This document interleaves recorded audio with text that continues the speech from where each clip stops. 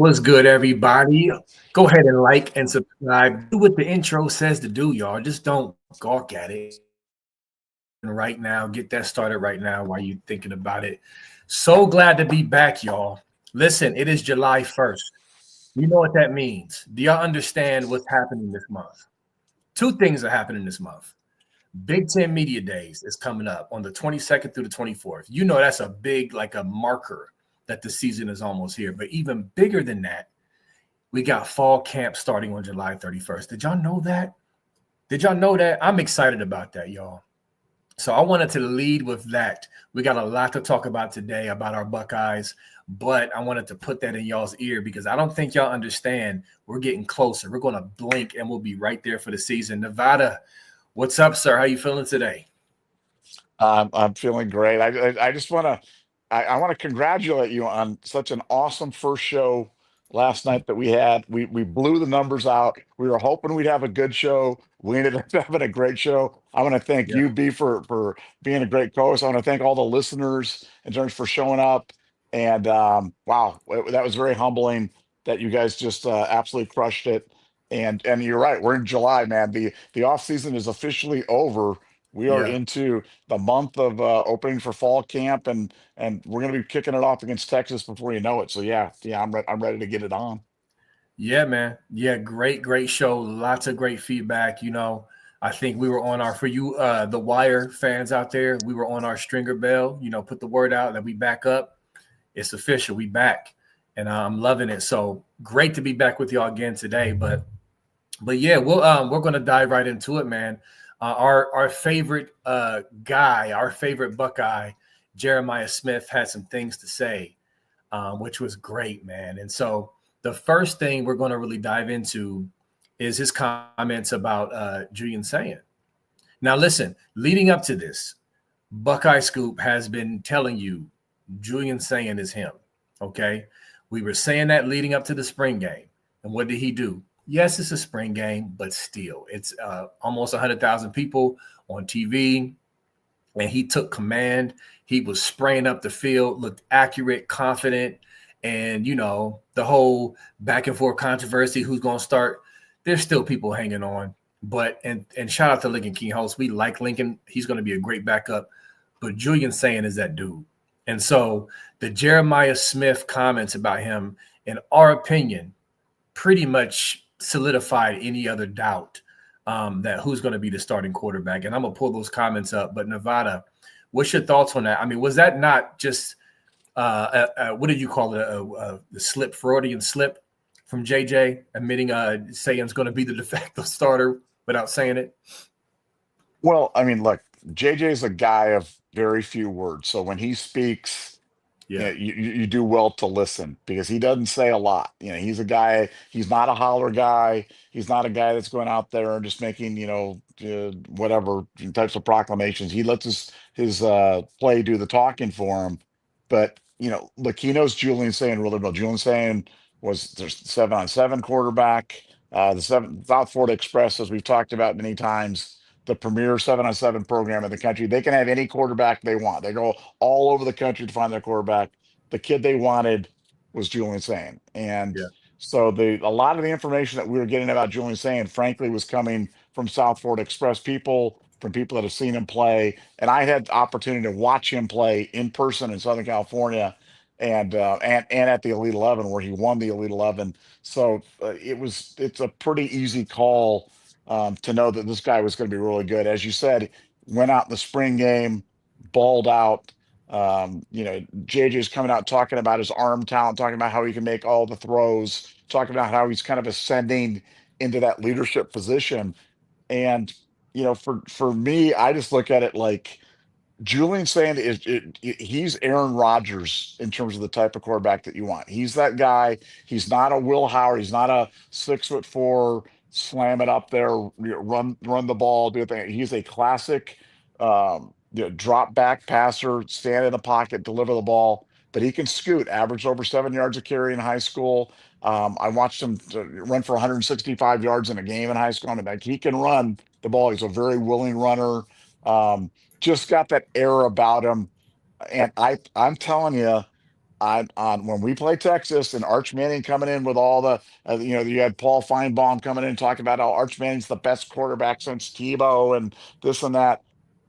I'm Julian saying, even though he's inexperienced, hasn't played a game, he's going to outperform Arch Manning in that game against Texas. I'm calling it right now. Julian saying is he is the guy. He's really, really, really good. And hearing from the great JJ Smith about that, just kind of cinch it up. And as you said, look, we're Lincoln guy. We're Team Lincoln here. I have so much respect for him for sticking it out in a 16, 17 game schedule. You're going to need a backup quarterback at some point, and if the unthinkable happens, I think Lincoln can step in and do the job. But Julian's the guy. JJ knows it. They've got the connection, and we're going to see a lot of that this year, and I'm excited about it. Absolutely. And I'm going to read this quote.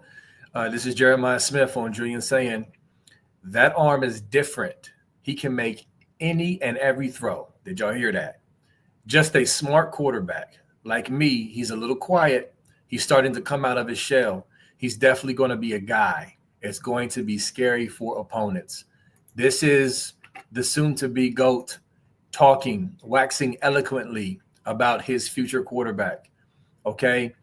Listen, I'm just saying this for doubters because I'll even admit that it took some time for me to really come along to where, okay, yeah, he's him.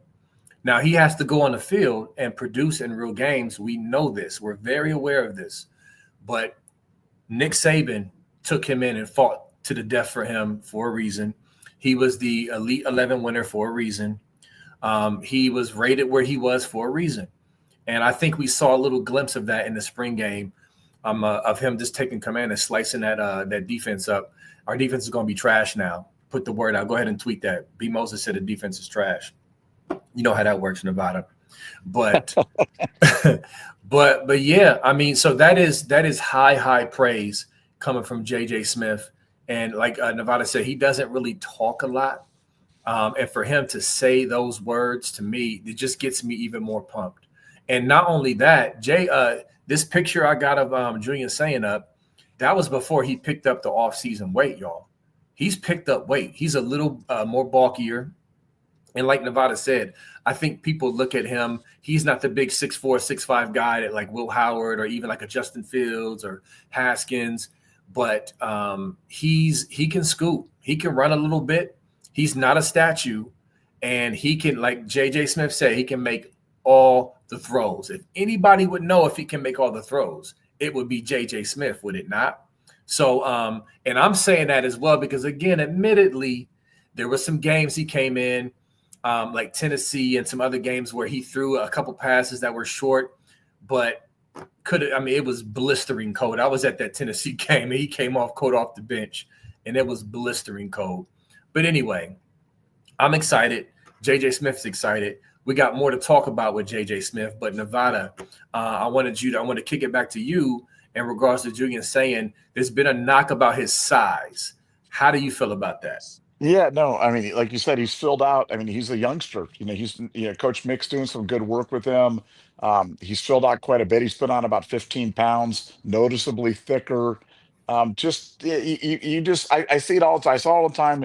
I had a background in the hockey, and I would see guys go away, for the summer and then come back. They go away boys and they come back men in the fall, and that's kind of what you're seeing with Julian saying. Like he's just got a different air about him, and uh, you know, I think people they're gonna love this kid because Ohio State people love they love those traditional quarterbacks that can throw. They always discounted guys like Will a little bit because he was a little bit of a runner. JT Barrett because a little bit of a runner. They love those classic guys that can just wing it. Well, if you like those guys that can wing it, you're gonna love Julian Sand Mm. because he can throw it all. He will throw it all over the lot. He's not afraid to make any throw, and yeah, no, he's going to be fun. Now, in the same article, they talked about some of the physical transformation of JJ Smith. And JJ, um, I had done a report on Marvin Harrison when Marvin Harrison had come to Ohio State and had talked about how freakishly strong Marvin Harrison was and how Marvin was coming in as a freshman and doing 15 reps at 225 pounds, which for a wide receiver is crazy. That's a lot of weight. Yeah. Well, JJ's pulling 20 reps at 225. So you're getting into, the extreme rare. By the time he's done, he's going to be in the DJ Metcalf, 26, 27, 28, whatever it's going to be in terms of things. So you're talking about a wide receiver who's 6'4", runs 22 miles an hour, which if you equate that in terms of stuff, you're talking about high 4.3s, low 4.4s, catches everything, has huge hands, has Spider-Man hands, and and one of the strongest guys, pound for pound on the entire Ohio State team. So, I hate even saying stuff like this, but I really believe that he might end up the best wide receiver to ever play the game. I mean that. I really mean it. I think we're going to be considering him in the category of Jerry Rice, Megatron, Mm, Julio Jones in his prime. What's not to? I'm short of injury. I'm short of injury could derail anybody's career in terms of right. taking anybody. But when you talk about a kid, the thing that makes JJ different is he is a student of the game. He's a tireless worker. You're talking about a guy who's been named Iron Buckeye 2 years in a row. 2 years in a row. And you think the guy comes in, he gets paid his money, he's on the cover, he's a 99 in the video game, he's on the cover of every magazine.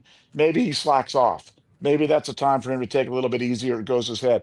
Man, this guy is all ball, all the time. He's going after it all the time. He's the hardest working player on the team, and he's your best player. And when your hardest working players are your best players, you get into something really special. So, yeah, I just think the sky is the limit for him.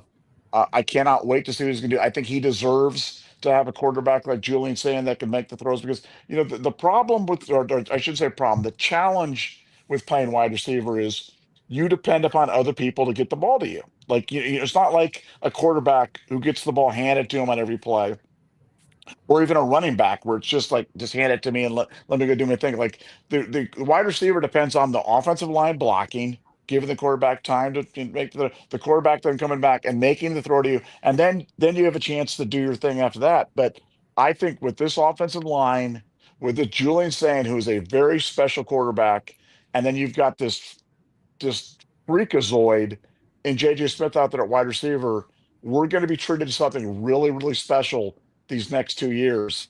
And I hope people don't miss a minute of it because I've never seen anything like it before. I'm not sure we'll ever see anything quite like it again. But the aerial circus begins this year, and position A and 1A on that whole thing is Julian saying to JJ Smith, and we're going to see that a lot this season. Yeah. Listen, I can't disagree with you. I think we've said this before, but the hype surrounding him coming into Ohio State was crazy. Crazy, crazy. And he still not only fulfilled, but surpassed that hype. So you're talking about a young man who did that, who was a key cog in a national title run. What Nevada's saying is not crazy. This is the quote for Jeremiah Smith. I'm at 225 pounds, 225 pounds now. I was at 205 or 208 when I got to OSU. Body fat, I think I'm second lowest on the team. Ho-hum, just second lowest on the team. I just did 20 reps of 225 pounds on the bench and ran 22 miles per hour in the game. That's the quote. That is the quote, y'all. That's insane. Insane. We're talking about a true freshman last year that was still mossing and pushing, get off me, little boy, to senior DBs last year at 208, 210, maybe midseason. And we talking about 225 now with that speed. And not only that, what he's learned in the game of football, just from just the natural progression of learning football at the college football level. Bro, and then of course you got Sand, who he's saying, listen, he can get you the ball, he can make all the throws. I think with Ryan Day and Hartline, and especially Hartline doesn't get enough credit for what he did during that playoff run. Ryan Day will tell you he was instrumental in, basically assisting with the passing coordinating. That was Hartline. And so just imagine what will be drawn up and put in place schematically. And we're not even talking about Max Clare, who's another matchup issue if you want to try to double and triple Jeremiah Smith in our entire receiver room. That's the other thing. It's like I'm telling you, we learned from that Texas game where they were bracketing him and things like that. We're going to have something special for this kid, and he will be in New York. This is my prediction. He will be in New York this year, Nevada. You agree with that, or am I crazy? No, I think I think it's absolutely inevitable. I think Ohio State's got to give him the push. They've got to get behind him. I know Ohio State's been a little hesitant to do that, recently, but he's such a phenomenal talent. I mean, look, we've got the best offensive player in the country in JJ Smith and the best defensive player in the country in Caleb Downs on this team. So this is on a team that's preseason #1. So this is a very high profile team, but I don't think it's crazy talk at all. And I'm glad you brought up Max Clare Mm, because I think I think he opens up so much in the passing game because I shouldn't say we've never had a a weapon quite like him at the tight end position, but I mean, I'm having to go way back to like Ricky Dudley or so. I yep. mean, you're having to go Yep. way back at the Wayback Machine, John Frank or something like that. I mean, we haven't had something like Max Care in a very long time. You're talking about a guy that we got out of the portal that I don't think people are as excited about him as they should be. This guy is a potential first team All American at tight end. I mean, we loved what Loveland did at Michigan, and I hate everything Michigan, but I thought Loveland was a heck of a player. And I thought he bailed JJ McCarthy out, time and time and time again. Well, that's who Max Clare is. That's exactly how he plays. I saw him tear up Penn State, was best player on the field, and the fact that we have him now, along with Mylan Graham, Brandon Ennis, Carnell Tate, JJ Smith. I mean, wow is all I can say because we haven't thrown to the tight end all that much for the past, certainly not during Ryan Day's time, not during I mean, occasionally we'd hit him or we throw a pass to Jake Ballard and everybody be all excited. Wow, we threw a pass to Jake Ballard or, whatever it might be. But, this is a true difference maker, potential first round draft pick, potential first team All American, tree in the grove type of tight end, and that opens up so much. It's certainly for a young quarterback, but it's certainly going to make teams play JJ Smith a little bit more honestly when you've got a guy that can stretch the field, can take it right down the seam, like he did in the spring game. But yeah, I think Max Clare is the X factor for this 2025 offense, and I think JJ Smith's going to be a huge benefactor of that. Absolutely. I'm glad you went into that. Couple things, and I know some of y'all think this is silly, but the kids love it. All right. Caleb Downs and Jeremiah Smith are the two highest rated players on the NCAA football game, the 2026 game about to drop, which I will be copping when it drops this month. Max Clare is the third highest rated tight end on the game. Okay. So, you know what I'm saying? Like, look, I know some of y'all think, oh, it's just the game. But we've made plenty of Buckeye fans off of that college football game. So there's that. But also, speaking of Max Clare, look, the coaches love Max Clare. I spoke to a coach on the staff, not a GA, not a low-level staffer, no shade to that level, but a coach, okay? And they looked at me. We were talking about the wide receivers, and they looked me dead in the eye and said, look out for Max Clare. And he just looked at me like he shook his head. He's a dog. So I think not enough people understand what we're getting with Max Clare because obviously we have JJ Smith, we have all these receivers, but running Max Clare down the seam is going to be so much trouble for defenses. Sweet Jesus. So I'm super excited. I'm getting more and more excited as I just think about it as we're getting closer to the season. Because Julian saying, even though he's a first-time starter, he's going to have so many weapons. He's going to have a veteran O-line, in front of him. Now, we need to see what our backs are going to do. I'm confident James Peoples is going to be really good. C.J. Donaldson, early on was, some shaky feedback. But then as the, spring went on and the summer, we've been hearing really good things about his progression. He dropped weight. We saw the burst in the spring game. He's surrounded by solid weapons and great coaching. And Texas has to come here to the shoe, y'all. So I'm excited. Julian saying doesn't have to come out and be the Aaron Rodgers type out the gate. And we're not saying he's exactly Aaron Rodgers, just the style of play. But all he has to do is just take command, and get the ball to the weapons. And he can absolutely do that. I'm super confident he can do that. But I also we want to get to some more Jeremiah Smith quotes, because he was just going in this recent interview. But did you have anything to say about that, about Max Clare and the weapons around saying?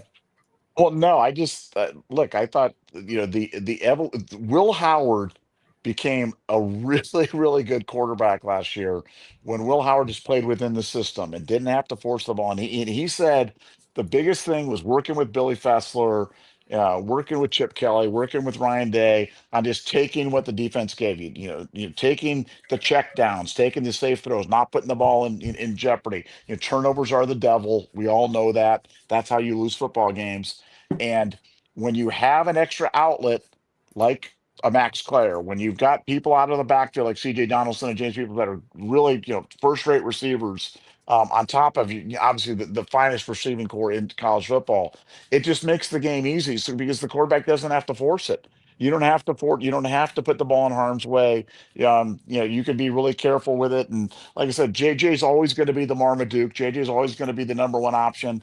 But when the defenses know that and they overplay them, like you referenced in the Texas game, where Texas did a heck of a job taking away J.J. Smith in that game. You look at the highlights of that game, and he didn't have a lot of catches. Didn't have a lot of catches, and Ohio State did a good job of not forcing him. The one time they forced the ball to him, Will Howard made a Yeah, pre-read, a interception. pre-snap read interception. That was bad throw by Will, one of his few in the playoff run. But like you just got to take what they can give you. And JJ, but yeah, no, I'll let you get to the other comments by JJ because he did have a lot to say. And like I said, I don't want to be the old guy that repeats himself, but JJ doesn't say a lot. So if JJ speaks, you do well to listen because he's not a bombastic guy. This isn't, Michael Irvin or somebody that's prone to hyperbole and things like that. Like, so yeah, he had a lot to say about the rivalry, a lot to say about Michigan. And yeah, I'll let you get after that. Yeah, man. And of course, controversial. We got some of our fans who are a little scary, little scary when it comes to talk like this, but I'm not. I'm not betting against this kid. He said he was asked about the rivalry game. He said, "I'm not a sore loser, but I hate losing, and losing to that team up north was pretty crazy. In the end, I think it really helped us play the way we did in the playoffs, but I didn't want to go to Ohio State and lose to that team up north. I just hate them. It's something about them. Yeah, I know, JJ. They're very hateable. For the next 2 years, I promise you, I will not lose to them. I can't lose to them in the next 2 years." So that's his comment, and I'm here for it. I'm absolutely here for it. People are fired up about it. Michigan fans are obviously, making fun of it. Listen, I love this young man's competitive fire, but hearing someone like that talk with how he prepares and where his mind is mentally for the game, like Nevada said, when he talks, you listen. He is officially a leader on this team. Speaking of that, a small little side note, him, J.J. Smith, Caleb Downs, and Sonny Styles. Those are the three that will be going to the Big Ten Media Days in Las Vegas. What a heck of a lineup. That is three outstanding young men going to represent the Ohio State University. So when J.J. Smith talks like that, it just gets me fired up. To me, I don't look at it as bulletin board material because I feel like we're going to go up to Ann Arbor and do what we did in 2019 when Coach Day got his first win, his first big win up there. I think the monkey's off our back after winning that title game. I believe that kind of released something from Ryan Day, from that monkey that was placed on his back by cheating. But that's a whole nother podcast. But anyway, yeah, this is big. I love it. I love that he hates the hate for Michigan that was installed into him, albeit, at a costly situation with having to lose to them. But I love the fact that he hates them now because we've hated them all our lives. And so it's like, like the Dave Chappelle, Rick James meme, like, Like, come on in. The water's fine. The hate is good. And so I just know he's gonna tear them up in Ann Arbor this year, man. For real. Well, look, I'm of the opinion that you know the idea of bulletin board material in the Michigan game is kind of ridiculous because if you're not motivated already to play in the game, it's not like, oh, Michigan was overlooking the game and oh, now they're really going to pay attention to it because JJ Right. made some comments in the Athletic. I think guys come in, they're going to be motivated. I took a couple things away from that. I'm going to break the news to you guys right now. JJ is only going to be here for 3 seasons. He's not going to stay for a senior at Ohio State. He's going. I know that's breaking news. We can put that into a headline. Nevada Buck says JJ predicts JJ Smith to be a 3-and-out player at Ohio State. But no, I coming from him. I actually love it. I actually love it, and I could not agree with you. I'll say a couple things. Said it before. If we beat Michigan, if we kick the field goals and beat Michigan, I'm not sure we win the national championship. I am, and in fact, I'd probably bet against us winning the national. It took something like that. We hadn't played a complete game all season. We had not played with that great team we had last year, that great veteran team. I watched every snap of every game, and I kept waiting for us to put a complete game together, and we never did it. And then we lose to Michigan, they bond together and they string together 4 complete games on both sides of the ball against some of the toughest competition, the toughest 4-game stretch in the history of Ohio State football. I don't think that's a coincidence. I think we needed that. We needed that jolt. We needed to have that problem in order to get to that national championship. So I thank Michigan for doing that thing. Thank you guys for propelling us to the national title. I totally agree with you. I think Ryan Day is a different guy. You can tell from the interactions with him that he's a different guy. He's had a giant weight taken off his shoulders, and I know it'll manifest itself in terms of gameplay, game preparation, and how he approaches all the games this year, but certainly the Michigan game in November. And as for JJ Smith, those games are generally won by your best players. I want your best player to win it, and if I want JJ Smith going off against Michigan because they can't cover him. They cannot cover. They don't have anybody on that defense that can cover JJ Smith. And I'm ready for it.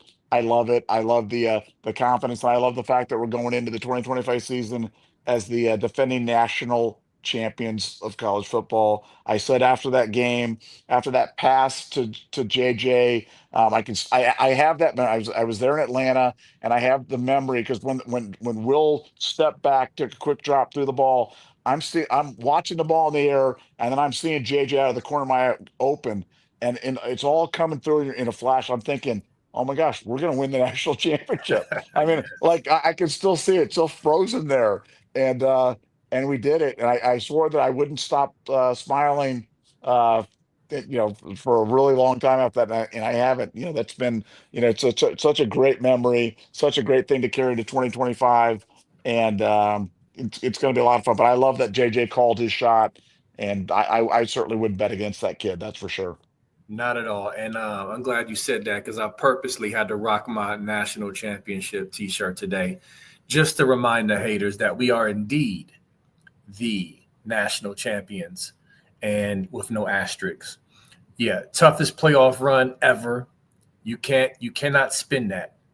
It's funny how some hater fans want to say, "Oh, well, you lost 2 regular season games, so your championship is Mickey Mouse." First of all, get used to teams in this new format losing 1 or 2 games as a champion. But you cannot debate those 4 games that Ohio State won, and not just that they won, but how they won has never been done. I don't even think that's been done in the regular season. Can anybody in the chat, Nevada, anybody think of any 4 game stretch against those opponents? Not only those opponents and where they were ranked, but playing in their backyard. Yes, we had Tennessee at home, but we had to go out to Cali and play in Oregon's area on the West Coast. We had to go to Texas, obviously, play Texas. And then we had to go away on the road to play in Atlanta, which still wasn't home. And it's funny, that the same people who try to downplay our championship basically said when the brackets came out, like, oh yeah, they're done. Look at that road. There's no way they're gonna make it through that road. But then we do, and then now it's a Mickey Mouse. Make that make sense. Y'all mad, y'all salty. We're basking in it, and we're gonna be right there to defend this title in 2026. We'll be back in the playoffs, rocking it again, and I'm excited and I'm loving it, man. Well, to do it, not only to do it, but to win every game by double digits, Yeah, to win four games against top 10 opponents by double digits. I mean, to blow out number one, what we are up on 34-0 on Oregon, just crazy. violate them, just literally like send. I mean, that was a program changer for Oregon. You think about the trajectory Oregon was on. Oregon lucks out, wins the game in Autzen against us, on that brutal offensive pass interference call on JJ. Will Howard slide a second too late, or even though I think he went down before the clock ran out, but regardless, lose that game. If they beat us and go on to win, like Oregon's like, hey man, we're there. We've broken through. We're the Oregon Ducks. We're at that. We're now S class. Instead, they get sent back to the little kids table. It's like when you're growing up and you're dreaming about going to the big table and being able to eat turkey and stuff like that, but you're sitting at the cardboard table on the thing with those little cousins and stuff. Well, we sent Oregon back to the little kids table again, and they're eating mac and cheese and stuff like that, and we're dining on the prime rib at the big kids table. But here's the problem with the big kids table. There's really not that many big kids that could dine with it. Who's with us at the table? Georgia. I mean, who else is up there? And if you had to say right off the top of your head, the top four programs in college football, it's us, Georgia, and who? Maybe Texas right now. Maybe, Maybe. maybe, yeah, maybe. I mean, it's not. It's a pretty exclusive club, Yeah. and you think about the once proud programs we've talked about as many times about programs that have kind of fallen on hard times or fallen out of favor or went up and down or whatever it might be. Man, we've just never had to experience that at Ohio State. We are so blessed as Ohio State fans to have had sustained success for so long, from Tressel to Meyer to Day, with just that one little interruption of Fickle. I mean, unbelievable run of Ohio State football. And the good news is, like I said, 2025 is going to be good. 2026 is going to be better. And that's got to be a frightening concept for a lot of people that are our opponents. Yep. But meanwhile, Buckeye fans are so spoiled where, just passing out and, spazzing out over recruiting in June with a top 5 class. I'm telling you, Nevada, I've always on my pods, and anybody who watched me, I always say, listen, appreciate being a Buckeye fan. Just appreciate it. It's rare air. Rare air. Yes, we've had some disappointments. Yes, we had some shortcomings.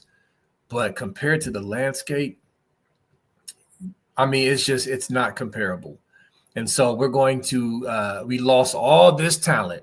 We lost all these guys to the NFL, and we're still going to be right there to defend for a championship. So, rich get richer. Now we do got some super chats popping up. We can jump into those unless you wanted to mention anything else before we go into those, Nevada. And well, no, I just the admonishment that, hey, you just don't freak out about recruiting. You can't get all the players. I've said it many times. It's not the guys that you miss on that kill you. It's the guys that you get that can't play that kill you. And Ohio State's filling needs, getting great kids, keeping a great culture in the room. I could not be happier. And again, I'm the first one that'll be critical of anybody on Ohio State, up to and including Ryan Day, Ross Bjork, Ted Carter, whomever, if I feel that it's warranted. But man, Ryan Day is doing a heck of a job. He is doing a heck of a job and doing a heck of a job navigating stuff that Urban Meyer's on my Mount Rushmore of great quarterbacks or Yeah. great coaches, but he never had to deal with NIL.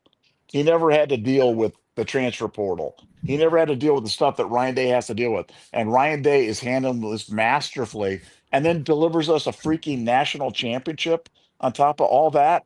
Like, come on.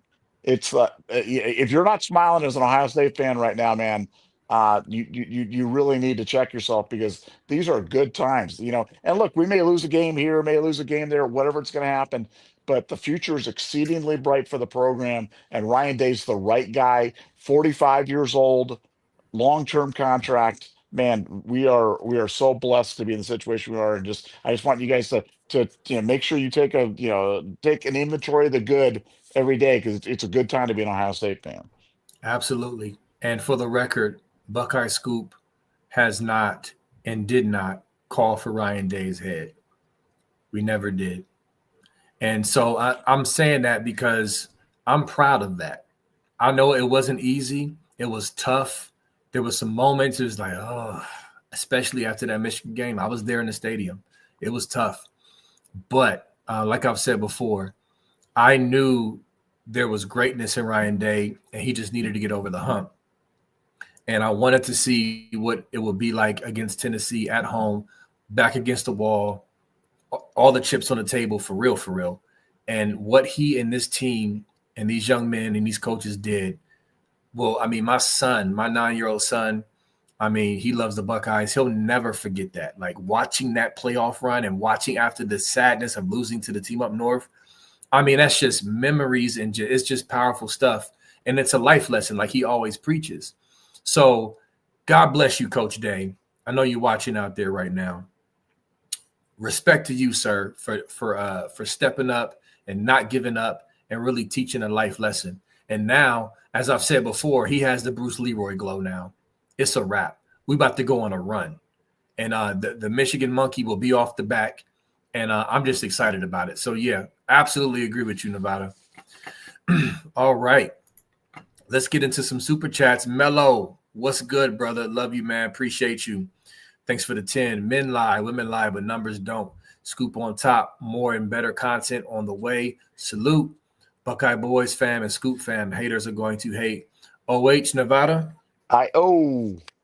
That's right. Haters definitely going to hate. It's what it is. It is what it is. But moving. And we're going to keep doing what we're doing. And, the future's bright.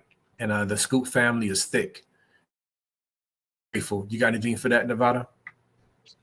Well, yeah, no, just look, I've always I want to focus on all the positivity and just all the love that we've gotten from so many people, and it's been so great. And having people that great listeners like Mello and all the people that kind of tune in. I just want to say that we sincerely appreciate it, and we feed off the positive energy, and we want this to be a positive show. And as B said earlier, and this is accurate, we were the only show not calling for Ryan Day's head after the Michigan game. The only one. Everybody else was calling for Ryan Day to be summarily dismissed, run out of town, wasn't the right guy. And the reason we didn't do that is because we believed. It wasn't just because we were trying to be positive guys, or Sally Sunshine, or whatever it was going to be. Like we took a step back. We're looking at it in terms of like, well, how are you going to replace them? What are you going to replace them with? Are these problems, are they systemic? Can you change these things? What can you do with it? And we believed he was the guy, a right guy to do it. And as it turned out, he delivered on the promise to us. He delivered on the promise to Ohio State, and he delivers the national championship. And that's for us, that's really, yeah, it was gratifying that it happened that way. But for us, it wasn't surprising, because Ryan Day's a winner. Ryan Day has a really good connection with those players, and really, a guy that, for me, I think that if he's not the best coach in college football right now, he's right up there with Kirby Smart. He's 1A, 1B, and he's a guy that certainly is a great representative of the program, and a guy that could leave here to Ohio State, wins another national championship, which I think he's inevitable. He's a chalky favorite to do. He could leave Ohio State. Maybe he's one of the greatest, if not the greatest coach to ever coach here. So, certainly something, that's really that's exciting. So I'm super excited about it. I'm super excited about Ryan Day, and we'll kind of take it from there. And hopefully B Moses, we dropped B Moses, but I getting back on. Are you back? You, I'm back. I don't know what the heck just happened. My don't know, but apologies. That was you weird. you missed a great speech by Nevada Buck on there. Like I was on a roll, man. I was on a roll. Oh, man, you were cooking, man. I don't know what the heck happened. My apologies, but I'm sure it was fire. But yeah, listen, the summary of what I heard was positivity. All right. We're not focused on the negative. We're moving forward. We got something great. We're going to keep doing what we do. That's what I got from it, but I'm salty I missed them bars. I'm going to have to go back and listen later. I'm gonna charge you extra for that, man, because I'm telling you what, it was good. That was quality stuff, man. I was on a roll. I was looking at and I looked down and I'm like, wait a second, B Moses just left me. I'm all alone. I'm all alone on the show, but you're back. You're back. So now Oh, my man. all right. Yeah, sorry about that. No worries. All right. All right. So what we got here? We got Survive the Hunt. Thanks for the 4.99. Over and under 10.5 on Julian to JJ regular season TDs. Welcome back, boys. OH Nevada. Oh, You can tackle that one first. I know my answer. I'm going over. I'm going over. I just I think JJ. I, I mean, he was really, really, really, really special last year. You said, he came in the most hyped freshman maybe ever. I mean, maybe Pryor was a little bit more, certainly the most hyped wide receiver I've ever seen, and he surpassed everyone's expectations. And he is markedly improved this year. He's bigger, he's faster, he's stronger, he's more polished. And frankly, just from a passing standpoint, Julian probably can spin it a little better than even Will Howard. And Will's better quarterback. And Julian's saying if Julian saying ever gets to be as good a quarterback as Will, we're going to win a lot of national championships. We're going to win a lot of games. But in terms of just a pure passer, Julian doesn't have a lot of peers. So I'm gonna go over. And I'd actually go quite a bit. I probably set that number closer to 12 and a half, and I think it'll go over. Easily. Easily more than 10.5.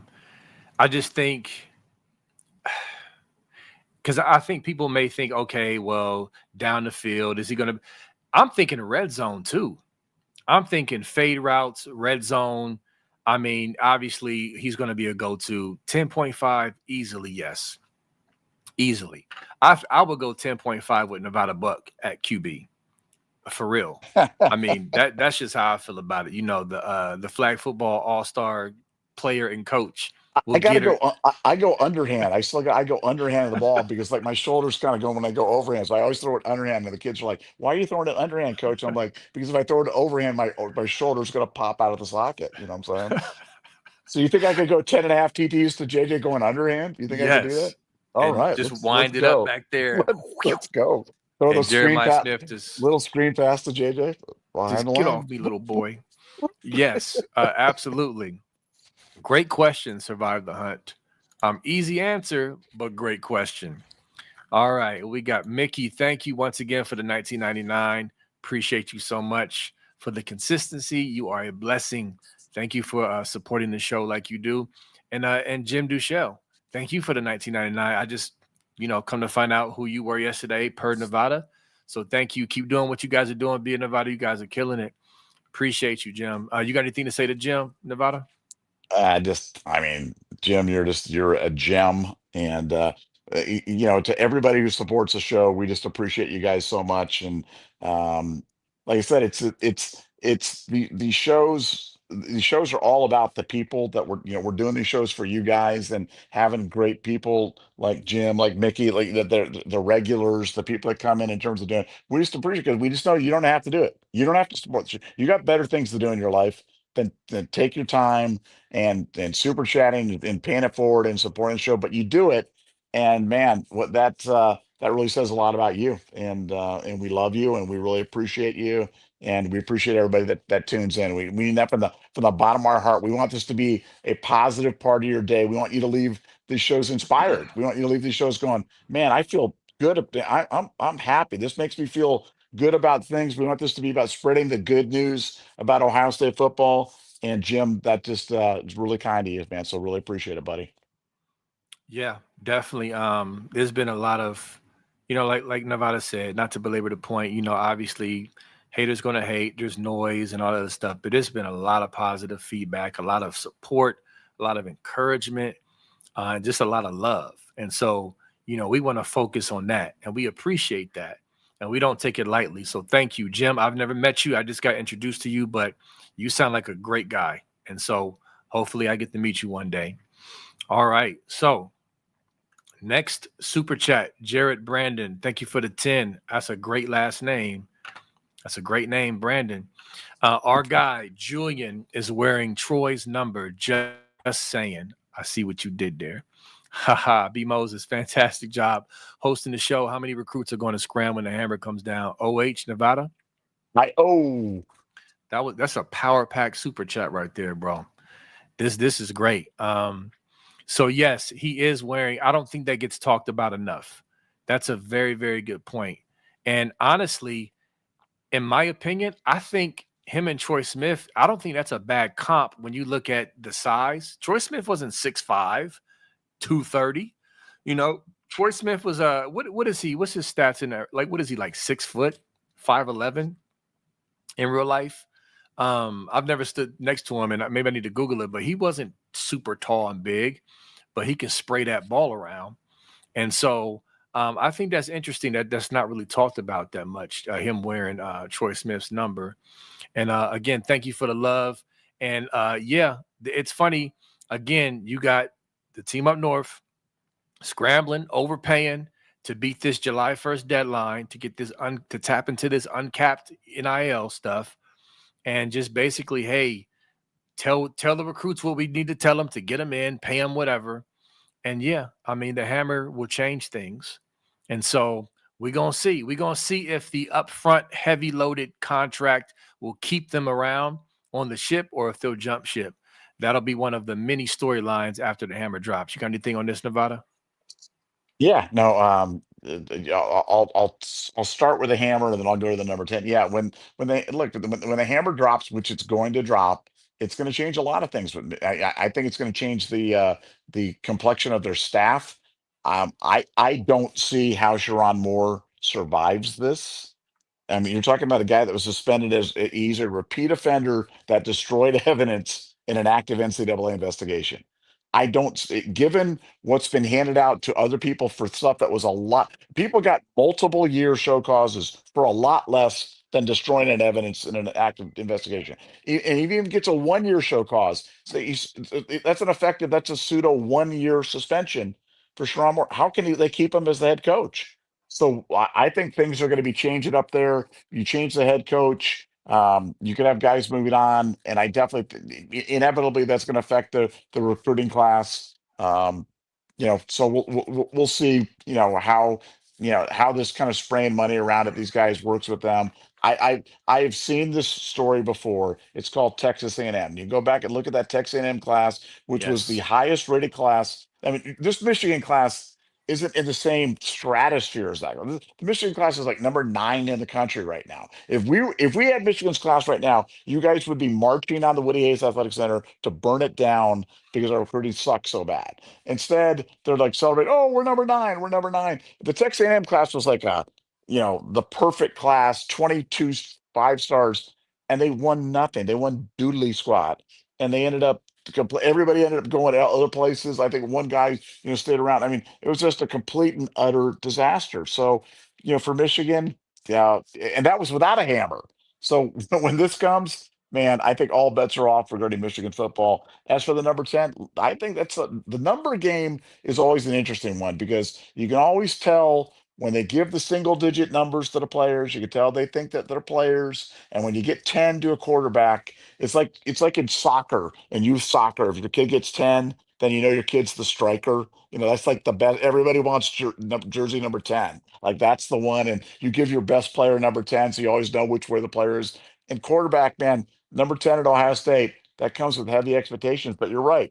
I mean, Julian Saint's a lot like Troy Smith, similar build, similar escapability. I mean, Troy wasn't a tank running the ball. Certainly his first 3 years, he was a willing runner. Senior year didn't run as much, but Julian, same way, he'll run it. He'll make guys miss in terms of doing it. But yeah, it's going to be fun watching the number 10 running around out there at Ohio State instead of up in the ring in the Ring of Honor. That'll be really interesting to see how that operates there. Yeah, definitely. And like I said, Jared, it's something obviously we see the number 10, but it just didn't really click. That he's stepping into that number with Troy Smith looming, as a legend. So that's good stuff. Real quick before we get to the other super chats, shout out to Buck Vader. My pleasure, sir. If you haven't already done it, go to Twitter when you get a chance to go to X and follow Buck Vader. He does great Buckeye, breakdowns and videos, and really good dude. And Sean Schrock put me on to him. I've seen you here before, Buck Vader, but Sean Schrock really put me on to you, man, and does great work. Give him a follow, show him some love. All right. So let's get to the next super chat. Some good questions here, some good super chats. All right, Schaefer Healthcare, thanks for the $9.99. What do you see the play calling looking like this year? Do we start off as a run first team, or does Hartline let it rip out of the gate? I have a feeling we'll be aggressive day one. I'm kind of torn on this one, Nevada, because my heart is saying let her rip, but my mind is saying lots of 12 personnel, run game, play action, quick passes, type of offense out the gate against Texas. That's just my thinking, is that we'll see, two tights, and just roll that way. I think that's where we're going to come out the gate. But they could surprise me and go 4 wide and just open it up completely. But what do you think, Nevada? How are you feeling about?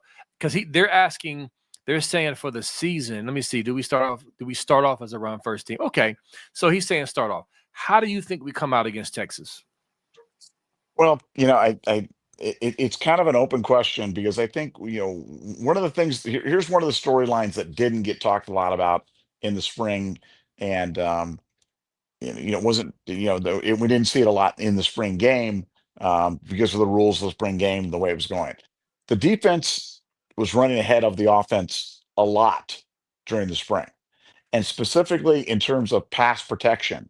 The stuff that Patricia's bringing was confounding a veteran Ohio State offensive line. We talked about, we've got returning 4 interior guys. We've got Austin kicking out the tackle. You had Ethan out at left tackle. So we've got veteran guys with a lot of experience, but our defense was getting to them. They were getting to the quarterback regularly during the spring.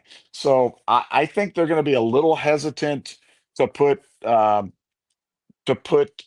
Julian in harm's way right off the bat. So I lean more towards 12 personnel. I think it's more of a traditional type of Ohio State offense. They'll kind of ease in once we kind of prove that those guys can hold up in pass protection, can hold up against pressure.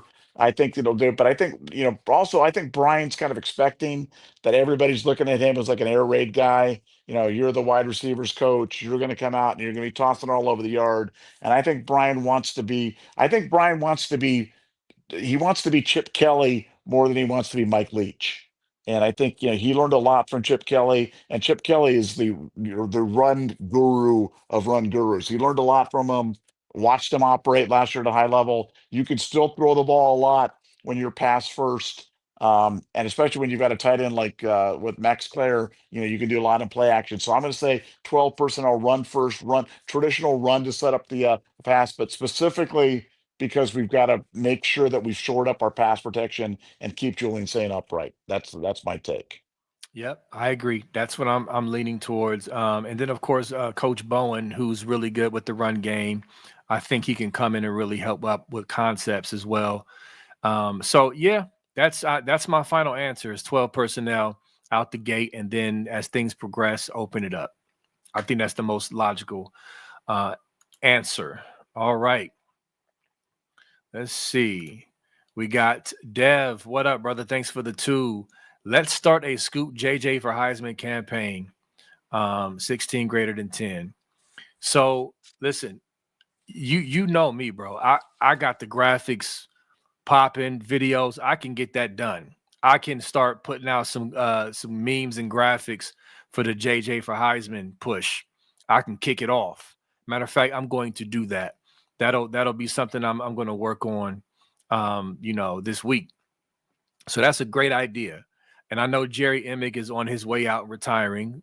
But if he wasn't retiring, then he wouldn't do it. So we gonna do it. What you think about that, Nevada?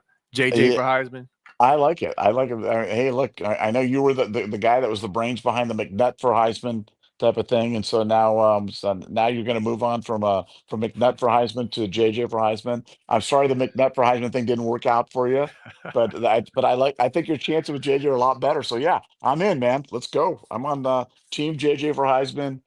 He's a guy that if there ever was a kid that deserved it, and I hate saying that about a freshman or stuff, but I mean, come on, the guy comes in, he he's hyped out of this world, and he delivers a national championship, and on the play of the season when we need it, when it's all on the line, what do they do? Will Howard to J.J. Smith. I mean, that just summed up the whole season right there. That was like, I mean, that was just beautiful. It was poetic. It was perfect. And yeah, no, there couldn't be a more deserving kid than J.J. Smith the Heisman. And why not two? He's got 2 more years left, so let's go. I mean, well, let's go back to back. Archie and JJ, that'd be pretty good company for back to back Heisman's. Yeah, absolutely. I agree. What a great kid. And so I mean, we're just blessed to have that kid, man. Like everything you said at the beginning of the show, I don't think was hyperbole. We're looking at, if healthy, future Hall of Famer, you know, uh, elite of the elite. And so it's just dope to have him. But speaking of JJ Smith, Doug Zilla, what's up, brother? Appreciate you, man. Thanks for 199. Whose hands are bigger, Reggie Germany or JJ? OH Nevada. Oh, I've never met Reggie Germany in person, but it's always been a thing over the years. Like this dude's hands are huge. It's always been like a thing, like a folklore thing. And so Jeremiah Smith, hopefully, I'll be able to run into Jeremiah Smith and dap him up one day soon. And I got a feeling that's going to happen. And I can kind of, see. I mean, listen, I'm not a little guy. I'm 6'4". I got, I can palm a basketball. I've got pretty decent sized hands. But the stories that I hear, that Jeremiah Smith's hands is just like, Goliath size. We gonna see. I'm gonna dap him up one day soon. We gonna see, Nevada. What you think? You ever heard of the folklore stories about Reggie Germany's hands? well, Reggie's 0.0 GPA Germany and his hands. But here's what JJ is unsurpassed. JJ has the highest grip strength of any wide receiver that's ever played at Ohio State. Wow. Off the chart. It's so strong, and that's the whole thing. I mean, hand size is great, but grip strength, man. When you can go out there and you grab like his hands. That's why it's ironic if you remember the first pass at Ohio State to J.J. Smith, that tunnel screen they dropped. You Yeah. know what I'm saying? So it's like I think that was the only ball he dropped all year. I don't remember him dropping another pass all year. And I mean, he caught them all. I mean, he caught him on the sidelines. He caught him one-handed. He caught him. I mean, but it's his grip strength that is just freakishly strong. I mean, he's got like those Lego hands where he just latches onto the thing and like you're not getting away from that thing. And that's why he routinely makes those one-handed catches. The ball hits the thing and he's just so strong, can catch the ball in any way. And I he's just the rare, there's always a deficiency in wide receivers. It's either route running, it's catch radius, it's separate, power separation, breakaway speed, work ethic, character. It's something. There's always some sort of I mean, like you talk about Randy Moss. Well, I mean, look, Randy Moss, blazing speed, questionable character. You know what I'm saying? I mean, a guy that, I mean, let's face it, there's a reason he played for 6 NFL teams or well, there's a reason he ended up at West Yeah. Virginia. You know what I'm saying? But I mean, like JJ Smith literally has no flaws. He's like got the infinity hands, the infinity stones in a hand, and he's Thanos, and he's got nothing. Like he's just got it all. So I'm just not sure how you stop. But I hate talking about injuries. I know that's bad juju, but I believe I can talk him out of existence. But that's literally the only thing that's going to stop this kid from being one of the all time greats because he's got it all. He has literally no weakness as a football player, and that's rare. I mean, I'm trying to think about another wide receiver that I could describe similarly, and I can't come up with one. He's certainly a rare bird. Yeah, I mean the comparison has been Julio Jones and who's the other cat that played for Atlanta? Went to Georgia. His name is escaping me. Somebody in the chat will say it. But those have been the comps, the early comps. But even with Julio Jones didn't put up the numbers Jeremiah Smith has already put up as a freshman. So I Exactly. think he's going to even exceed Julio Jones in that with that comp.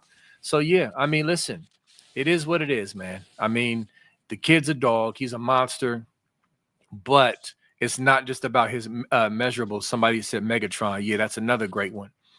It's not just about his measurables. Shout out to my homie Ron Cunningham, Buster Cunningham. He made a great point on my page earlier. He was talking about how it's not just about his measurables. That's great, but it's here. His football mind and his mindset and mentality is what really takes him over the top. Because, like Nevada said, listen, some of y'all don't know what Iron Buckeye is. That takes a heck of a lot to get, and he got it as a true freshman. There's some really, really, really good Ohio State players that came through here recently that did not achieve Iron Buckeye status. Okay, so this kid has it all. Period.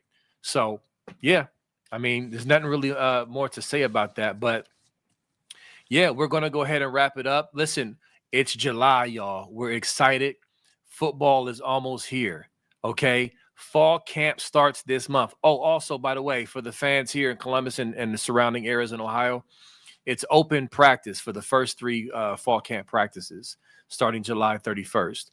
So if you want to go check out the team, I may go, down there and post up and check them out as well.